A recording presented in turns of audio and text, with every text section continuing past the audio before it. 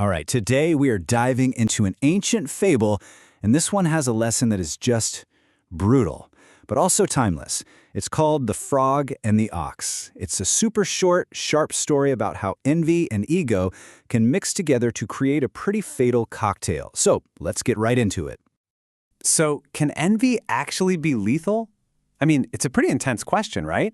We usually think of envy as this quiet, internal thing, something you just kind of feel. But this story, it really pushes that idea. It asks, okay, what happens when that envy gets tangled up with some serious, unchecked pride? Well, the results can be explosive. And I mean that literally.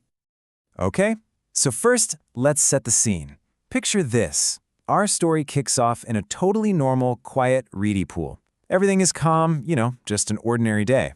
But, yeah, that's about to change in a big way, a really big way. So, an ox is just minding its own business, going about its day, and it wanders over to the water's edge to get a drink. And with just one heavy, totally unthinking step, it crushes a little young frog. It's so casual, almost an accident, But that one simple act, that's the spark that's going to light a very fatal fuse. You can just imagine the other little frogs, right? They scramble back to their mom, the old frog, and they are just filled with this mix of total terror, but also awe. And when they try to explain what they saw, it wasn't just, oh, it was a big animal. No, to them, it was a great big monster. Now, here's where things get really interesting.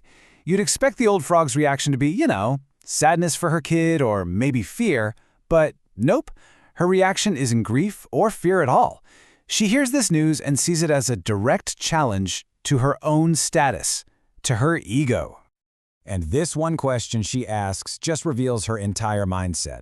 Her very first instinct isn't to mourn her child, it's to puff herself up and immediately start comparing. She's basically defending her title as the biggest, baddest frog in the pond.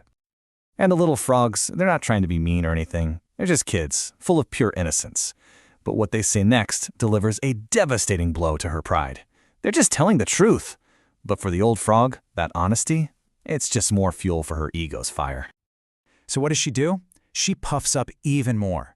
Her disbelief is hardening into this really dangerous denial of reality. She just cannot, or maybe she will not, accept that something else out there could be so much grander than her. So, and this is the crucial part, she doubles down. Hard. And this is the final turning point. The little frogs, they don't back down. They insist. They hold their ground. So now the old frog is faced with a huge choice. She can either accept the truth and her own limitations, or she can let her pride push her right past the point of no return. And that, of course, brings us to the climax, the tragic conclusion of her pride. The tension here is, well, quite literally, swelling. And man, the escalation is so fast. You've got the first puff of indignation. Then she puffs up even more, completely driven by what her kids are telling her.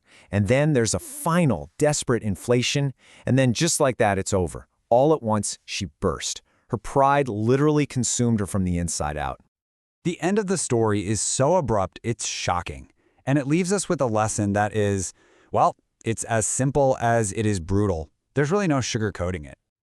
There it is. Simple, brutal. Do not attempt the impossible. See, the fable's moral is this really stark warning. The frog didn't fail because she was ambitious. Ambition is good. She failed because she attempted the impossible. She let her ego write a check her body just couldn't cash. The ancient Greeks actually had a word for this exact kind of flaw. It's hubris.